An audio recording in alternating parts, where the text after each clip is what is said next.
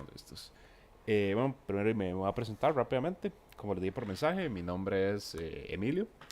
Soy de ingeniería en construcción. Yo pasé el curso ya hace varios años y este sería el segundo semestre que estoy dando tutorías, igual en el grupo de modalidad TRN, tutorías virtuales.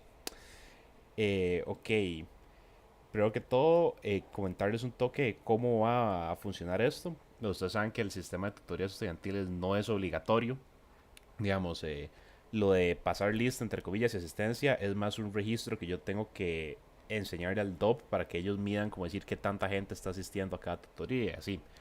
Pero pues esto no es obligatorio, digamos, al final de cuentas ustedes son los que deciden si quieren venir aquí o no, si creen que se la juegan solo con el video, que eso lo van a decidir ustedes.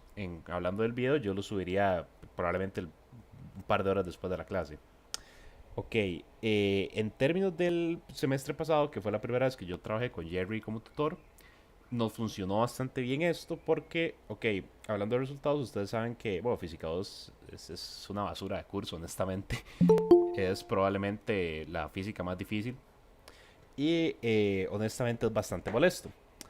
El semestre pasado nosotros teníamos 19 estudiantes en el grupo de RN que teníamos y logramos que esos 19 14 nos pasaran el curso sin repo y ya con repo nos pasaron 16. Eso, bueno, ustedes saben que esos son números bastante decentes para un curso de Física 2. Sí es cierto que se trata de RN, entonces la gente está más mordida porque pues le importa más. Pero lo que quiero decir es que el método que aplicamos Jerry y yo está funcionando. ¿En qué se basa este método? Este método se basa en que primero yo voy a hacer un alcahueta con las tareas. Cuando les lleguen las tareas de cátedra, las grandes, más pregúntenme todo, de verdad, así, mándenme los ejercicios, dígame, lo estamos haciendo bien, se hace así, no se hace así, porque las tareas valen mucho y ahí es donde, con esas tareas son los que se gana el curso. Yo les aseguro que si ustedes me preguntan por esas tareas, yo les voy a decir cómo hacerlas. Y es muy raro que ustedes no peguen 100 en esas tareas, porque también son en grupo. Para que ustedes no peguen 100 en esas tareas, tiene que ser que está trágicamente malo o que ya se hayan saltado algo importante. ¿Por qué? Porque yo califico con rúbrica. Entonces, al calificar con rúbrica, uno puede ser demasiado alcahueta. Porque si ustedes tienen, yo que sé, un par de cosas malas, en vez de simplemente bajarles puntos en cada ejercicio, yo nada más bajo en la rúbrica de procedimiento un poquito y tal vez tengan todos los ejercicios malos y aún así les quedan un 90. Entonces, de verdad, si ustedes hacen esas tareas con detenimiento y me las preguntan, tienen, creo que es 36% del curso ganado, solo con eso. Lo otro que aplicamos nosotros fue el tema de los simulacros. Antes de cada examen, 2 semanas antes de cada examen o una semana y media, porque ahora es que el semestre pasado era un lunes, ahora son miércoles, yo les voy a hacer un simulacro. Ese simulacro va a tener preguntas viejas de exámenes, preguntas viejas de cátedra y ejercicios que Jerry me pase. La idea de estos simulacros es pasarles a ustedes un examen con el mismo formato de la cátedra que sea definitivamente más difícil que el examen que ustedes los van a poner a hacer. Este simulacro yo se los paso y durante básicamente la semana y media que tendrán de tiempo, ustedes en cualquier momento pueden resolverlo, me lo pasan por privado y yo con todo el gusto del mundo se los califico y les digo exactamente qué tuvieron bueno, qué tuvieron malo y después les subo a todos un video con la solución paso por paso del simulacro. Esto fue lo que nos ayudó un montón porque honestamente fue pura guava, pero 2 veces pegamos ejercicios en el simulacro que salieron en los exámenes. Entonces, estos simulacros igual son completamente opcionales, pero ustedes les sirven de práctica, los hacen solos, se pueden medir el tiempo y aunque les vaya mal, pues estarían sabiendo exactamente dónde fue que les fue mal y qué tendrían que cambiar. Con el tema del horario, bueno, sí, vamos a estar miércoles. Oficialmente dice de 4 a 6, pero es vara, no vamos a estar aquí 2 horas. Ustedes no me quieren escuchar 2 horas hablando a mí mismo.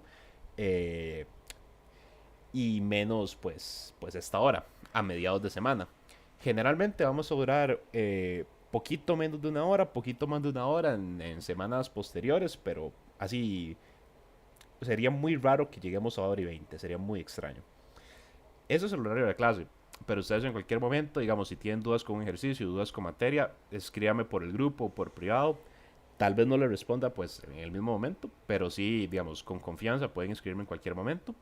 O también si tienen un ejercicio que les gustaría como ver, como explicado a detalle, me lo pueden mandar y lo vemos en la siguiente clase. Las clases de cada semana van a estar enfocadas en lo que ustedes estén viendo. Entonces van a ser más o menos un refuerzo de lo que vieron. Esta va a ser la excepción porque ustedes acaban de empezar. Pero más o menos la clase de cada semana va a cubrir lo que ustedes terminaron el jueves y lo que empezaron el martes.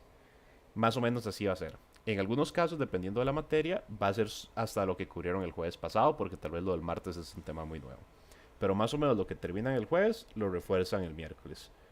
Entonces, para que ustedes vayan como, para nosotros teniendo como ese hilo y que nunca se pierda mucho. La clase antes del examen haríamos probablemente, no un simulacro, pero un par de ejercicios de todo. Lo que vamos a hacer aquí son ejercicios, digamos, yo voy a explicarles varios ejercicios de los temas, así como no necesariamente difíciles, sino diversos o que me parezcan particularmente complicados, para que ustedes vean como diferentes maneras de resolverlos o, caso contrario, que entiendan como el proceso que siguen varios ejercicios. Porque, por ejemplo, los ejercicios de campo eléctrico antes de ley de Gauss casi siempre se resuelven iguales. Cuando llegue a campo magnético van a ver que casi siempre se resuelven iguales. Para que ustedes aprendan como esa manía y como que se les pegue. ¿Qué más? No, yo creo que eso es todo los anuncios parroquiales.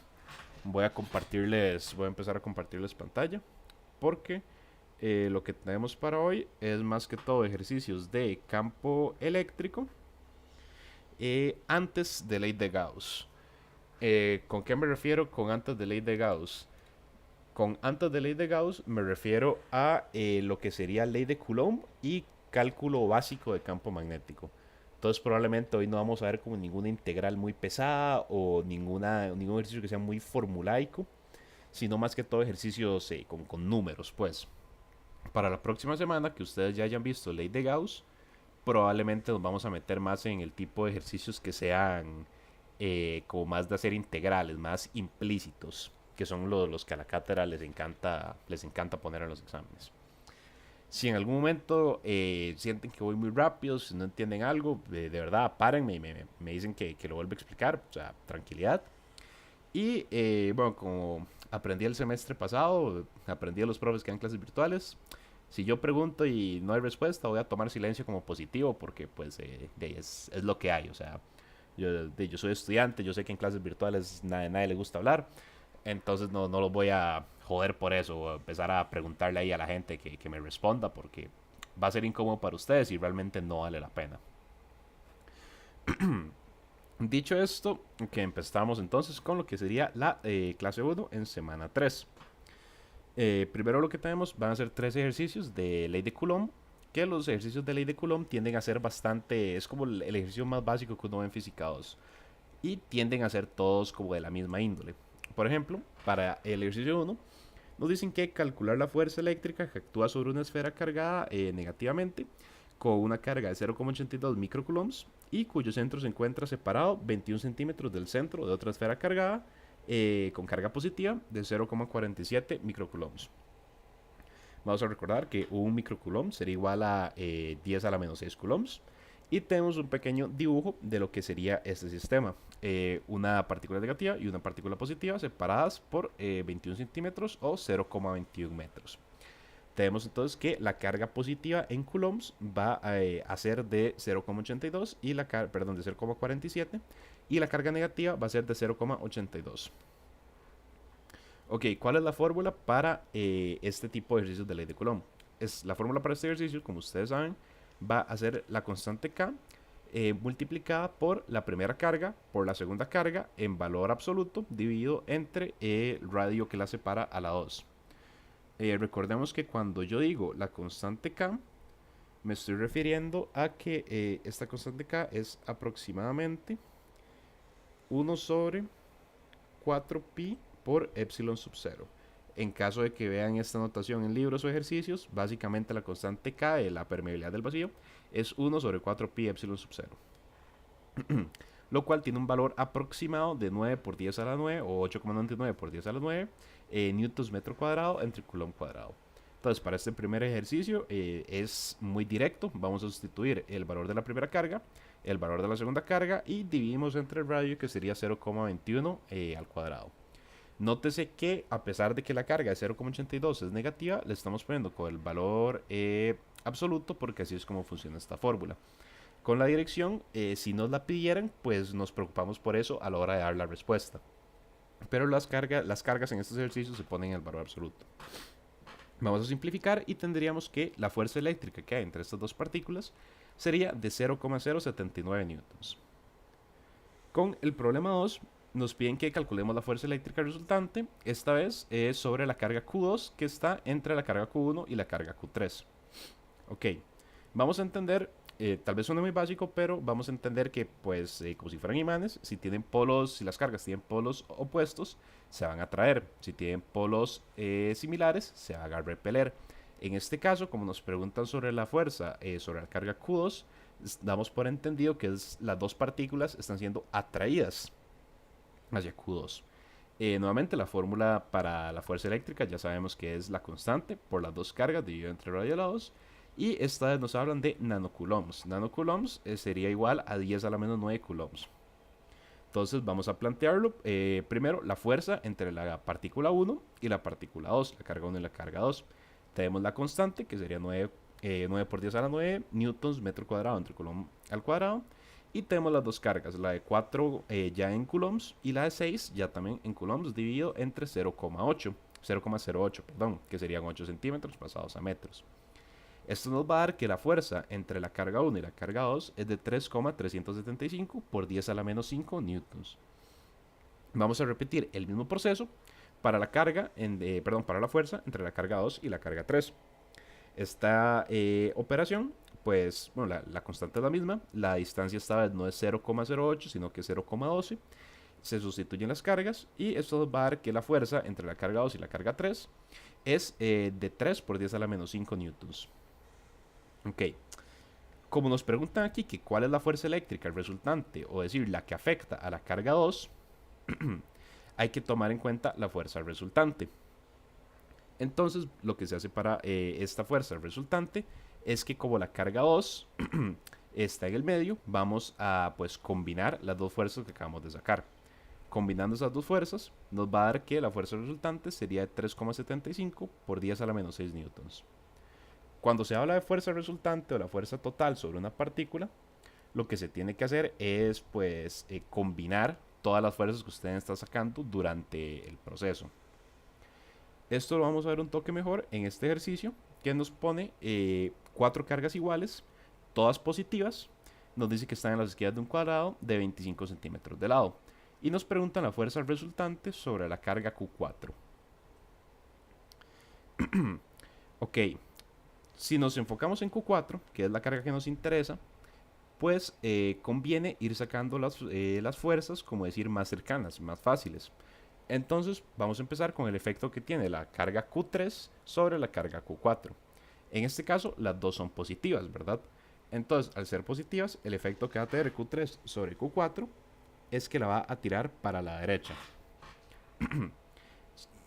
Con eso en mente, entonces aplicamos la fórmula, la constante K ya saben cuál es, y en este caso, pues las dos cargas son de 0,14 por 10 a la 6 coulombs, dividido entre 0,25 metros, que sería la distancia que hay entre cada lado.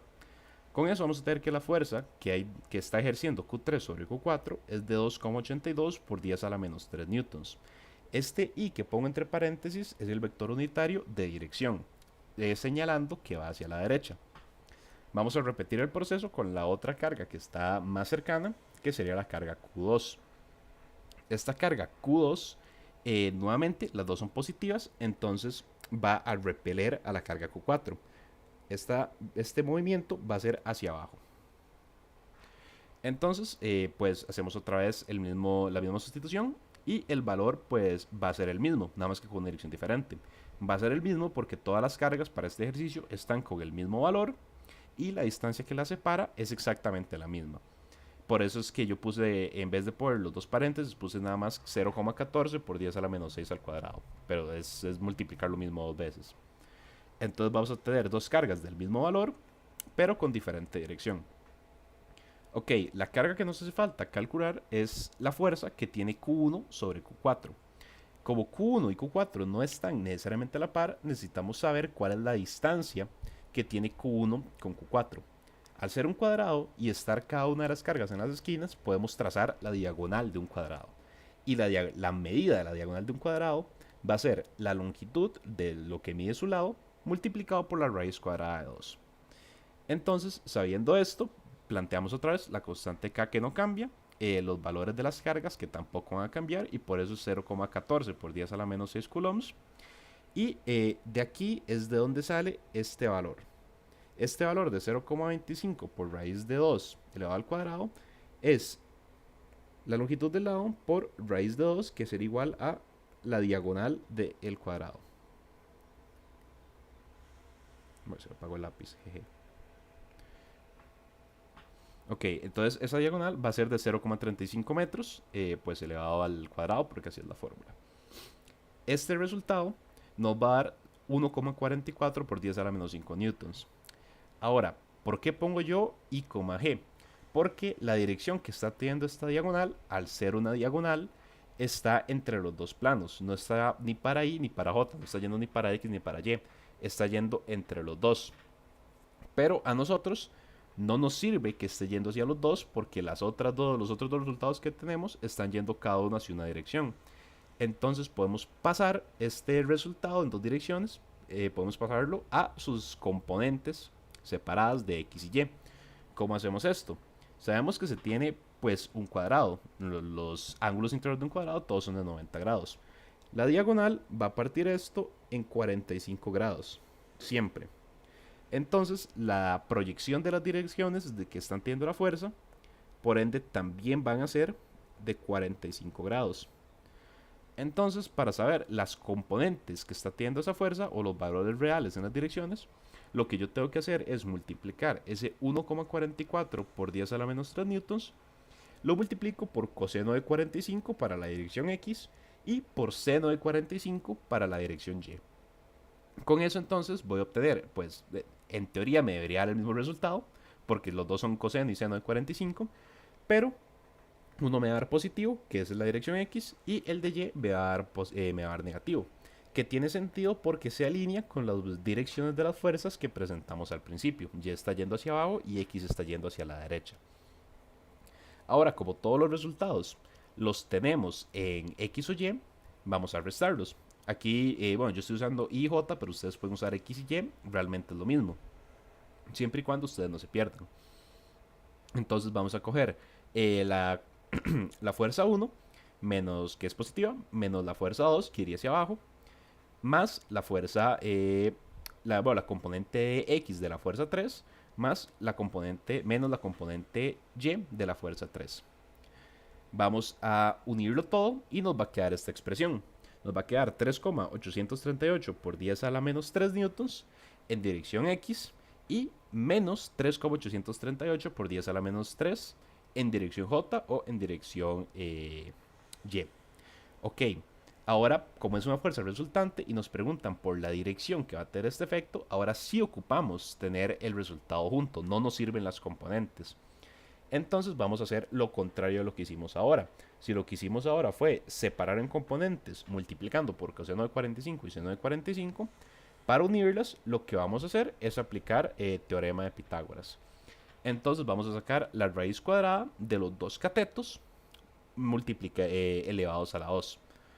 Con esto vamos a obtener que la fuerza resultante final sobre la carga 4, sobre la esquina, es de 5,42 por 10 a la menos 3 newtons.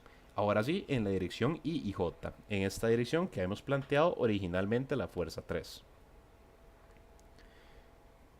Ahora vamos a hacer un par de problemas de más específicamente campo eléctrico, que cambia un poquito, pero van a ver que la lógica es bastante similar, porque la fórmula que se usa para saber el campo eléctrico en un punto ya no va a ser dependiente de dos cargas, sino que va a ser simplemente la constante multiplicada por la carga que nos interesa, dividida entre ese radio a la 2. Lo peor es que lo digo y lo escribo mal, puro crack. Va a ser ahora sí. Entonces solo va a depender de una carga porque nos estamos involucrando en un solo punto. Lo importante aquí es definir cuál va a ser ese punto.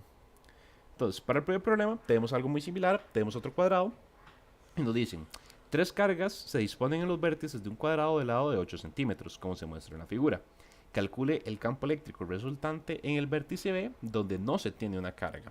Ok, primero lo primero, antes de empezar a resolver hay que plantear un par de cosas.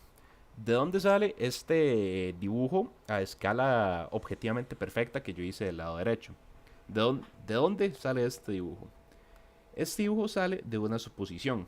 Para empezar a trabajar, ya que nos piden los resultados en el vértice B, donde no hay nada, vamos a plantear, vamos a imaginarnos que en este vértice B lo que tenemos es una partícula de carga positiva. Con esta presunción de que hay una partícula de carga positiva en el vértice B es con lo que vamos a trabajar. Y vamos a resolverlo similarmente a como resolvimos el problema pasado. Entonces, imaginemos que hay una partícula de carga positiva. Y vamos a imaginar que esa partícula de carga positiva es el comienzo, el origen de un plano de coordenadas cartesianas. Ok. Entonces, primero vamos a coger la carga más cercana, que en este caso sería Q1.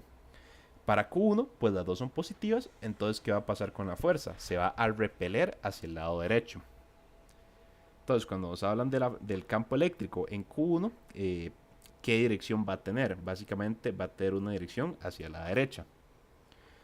Después, cuando la otra que esté cercana, que sería Q3, es negativa, entonces se va a repeler. Básicamente estamos haciendo lo mismo del problema pasado, solo que al revés. El campo eléctrico va a ir hacia arriba. Y la partícula que nos hace falta es Q2. Nuevamente vamos a trazar una diagonal.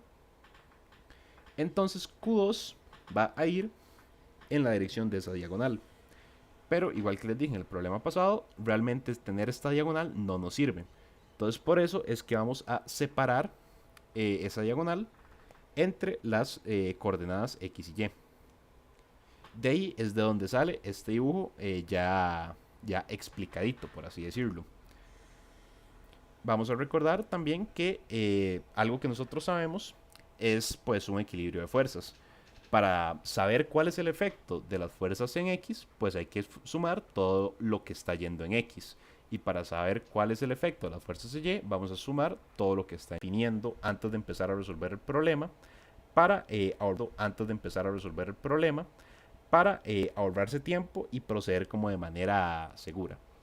Ok, entonces ahora sí, para el primer valor, el campo eléctrico 1, que habíamos planteado que es el que va a ir en dirección del eje X, vamos a decir la constante K por la carga 1, que es la que está teniendo efecto sobre el vértice B, dividido entre ese radio a la 2, que ese radio ya sabemos que es de 8 centímetros. Entonces la constante, nuevamente, es 9 por 10 a la 9. La carga va a ser 4 por 10 a la menos 6. Y el radio en metros va a ser 0,08.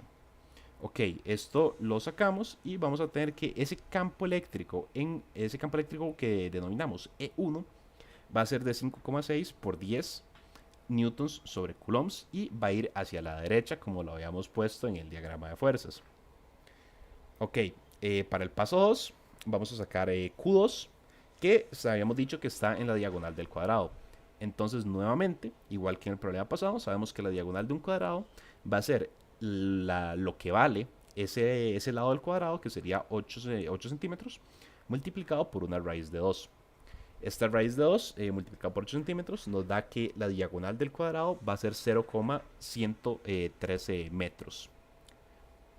Ok, entonces ahora E2. E2 va a ser esa constante, el valor de Q2, y en vez del radio de 0,08 va a ser el que acabamos de sacar, que sería el de la diagonal, que sería 0,113 al cuadrado. Con esto vamos a tener el valor de E2, pero ya habíamos visto en el diagrama que esta es la fuerza que está saliendo en diagonal, que realmente no nos interesa. Entonces vamos a partirlo en componentes. ¿Cómo hacemos esto? Exactamente igual que lo hicimos en el problema pasado. Para sacar la componente en X, multiplicamos por coseno de 45. Y para sacar la componente en Y, multiplicamos por seno de 45.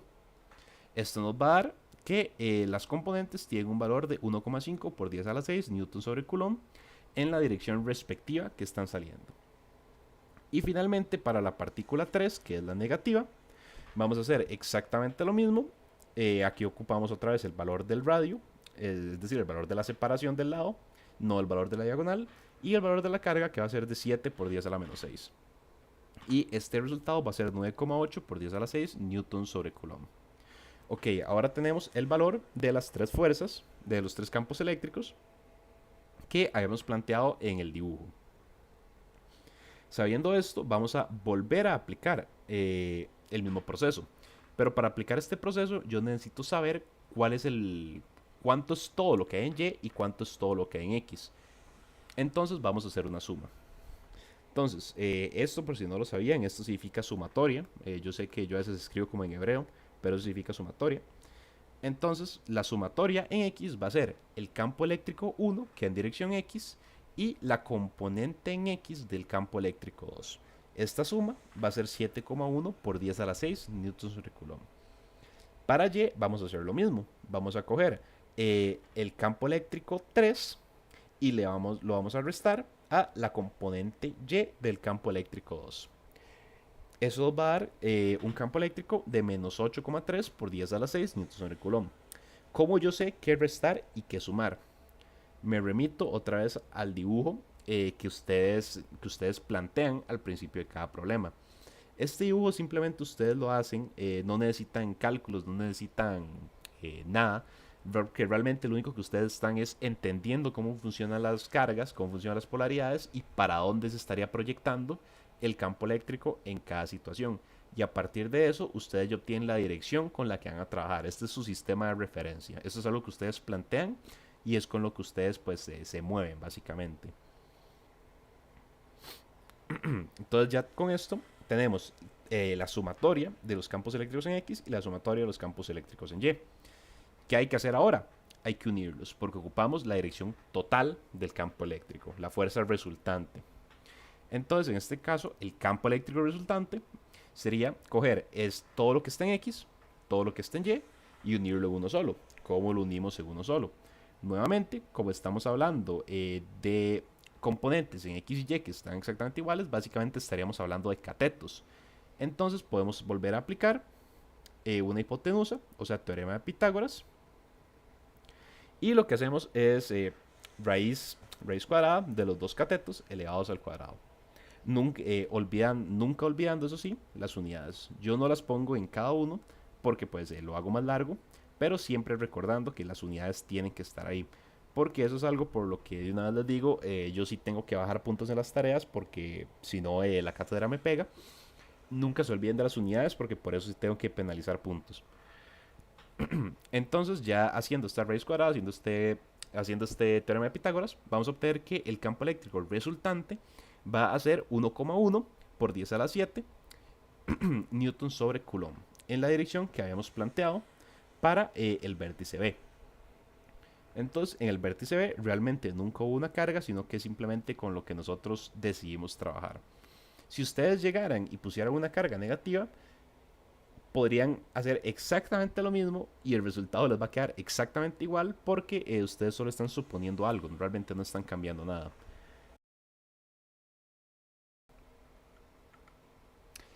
Buenas, muy buenas. Hubo un error en la grabación, al parecer se cortó en el puro final de este ejercicio y no se guardó el último. Entonces, por eso está esta extensión del video.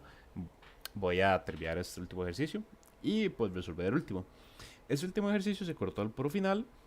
Básicamente lo que estaba explicando era que el campo eléctrico resultante va a ser de 1,1 por 10 a la 7 newton sobre coulomb. Esta dirección que tiene va a ser la dirección que nosotros planteamos en base a las direcciones de los demás campos, el campo 1, el campo 2 y el campo 3. Todo asumiendo que se empieza con una partícula positiva donde estaría el vértice B. Ustedes pueden hacer esto con una partícula negativa, pero tendrían que lidiar con un menos más en los cálculos y francamente es incomodidad y más chances de comerse ese menos y equivocarse. Entonces, con este tipo de problemas, yo recomiendo asumir que hay una partícula positiva y trabajar con el concepto de campo eléctrico, el concepto de polaridad, a partir de asumir que esa partícula es positiva. Ahora sí, el último ejercicio va a ser un triángulo para variar un toquecito, y no todo con cuadrados, va a ser un triángulo isósceles. Ok, nos dicen, básicamente igual que el cuadrado, que lo que hay que saber es cuál es el campo eléctrico resultante en el punto P. Otra vez, con solo que os digan resultante, básicamente nos están soplando que vamos a tener que sacar componentes y ya sea unirlas o separarlas. Entonces, pues la lógica que vamos a tomar es exactamente la misma. Vamos a coger el punto P y vamos a imaginar que hay una partícula positiva aquí. Esta partícula positiva primero entonces va a interactuar con la partícula Q1 que también es positiva, tirando el campo eléctrico 1 hacia abajo en Y. Después la partícula positiva en P va a interactuar también con la partícula negativa de Q2 y lo que va a hacer es tirar el campo para la derecha. ¿Por qué? Porque va a haber una atracción. Ok, sabiendo estas dos, pues el campo eléctrico resultante sería como sacar una hipotenusa del triángulo, del triángulo que se formaría con los catetos. Entonces lo que vamos a hacer para hacer eso es aplicar, pues aplicar Pitágoras. O nuevamente sacar una raíz cuadrada de lo que vamos a hacer. Entonces, bueno, vamos paso por paso. Paso 1, sacar el campo eléctrico 1, que ya vimos que va a tener la dirección en el eje Y. La constante K va a seguir siendo la misma, que sería 9 por 9, 9 por 10 a la 9, perdón. Y lo que hacemos es que en vez de trabajar con 12 microcoulombs, trabajamos con 12 por 10 a la 6 coulombs. 0,03 es la distancia de separación de las partículas. Y esto nos va a dar que el campo eléctrico 1 tiene una magnitud de 12 por 10 a la 7 newton sobre coulomb. Para el campo eléctrico 2, que vimos que va a tener una dirección hacia el lado derecho, otra vez tenemos la constante cuyo valor no va a cambiar. Y tenemos el campo eléctrico ahora, perdón, tenemos el valor de la partícula, que va a ser de 16 por 10 a la menos 6 coulombs. Con esto entonces podemos resolver que el campo eléctrico con esta dirección en el eje X va a tener un valor, una magnitud de 16 por 10 a la 7 newton sobre coulomb. Ok, ahora sí, volvemos al teorema de Pitágoras porque lo tenemos en dos direcciones y básicamente lo que ocupamos no son las componentes, sino tener la fuerza resultante única. Entonces, para unir esto, aplicamos teorema de Pitágoras, es decir, cogemos las dos componentes, los dos catetos, los elevamos al cuadrado, los sumamos y le sacamos raíz a todo. Entonces, tenemos raíz cuadrada de 12 por 10 a la menos 6 elevado al cuadrado, más 16 por 10 a la menos 6 elevado al cuadrado, siempre tomando en cuenta newton sobre coulomb. Yo aquí lo pongo al final, simplemente por cuestión de reducir espacio, pero tomen en cuenta que en las tareas de cátedras hay una sección de la rúbrica unidades. Entonces, si ustedes se les van unidades, ahí eso es la cosa con la que no puedo ser alcahueta en las tareas, porque si, digamos, tengo que bajarles puntos por unidades. Entonces, por favor, nunca olviden unidades. Pero bueno, resolvemos la raíz cuadrada y tenemos que entonces la fuerza resultante va a ser de 20 por 10 a la 7, que me faltaba explicar porque la grabación se cortó. Y pues aquí está. También me faltaba explicar porque la grabación se cortó. Y pues aquí está. También algo que dije al final de la clase que me preguntó, yo soy pésimo con los nombres, entonces quedo mal con la muchacha que me lo preguntó. Pero básicamente ahorita yo tengo que hablar con Jerry para preguntarle unas cosillas. Y le voy a preguntar que qué edición del libro están usando en este momento para yo ver cuáles problemas son relevantes. Y con esto yo mandarles cada semana también un par de problemillas del libro y mandarles la solución. O no mandarles la solución, pero decirles, vean, el problema 21.5 tiene que dar esto. Mandarles un par de problemillas para que también ustedes practiquen, los puedan desarrollar. Y si gustan, me los mandan y yo les digo, sí, mira, se hace así, no, mira, no se hace así. Pero, ajá, voy a terminar la grabación ahora sí, aquí. Y pues un gusto trabajar con ustedes este semestre y esperemos que nos llevemos bien y ojalá todos pasen.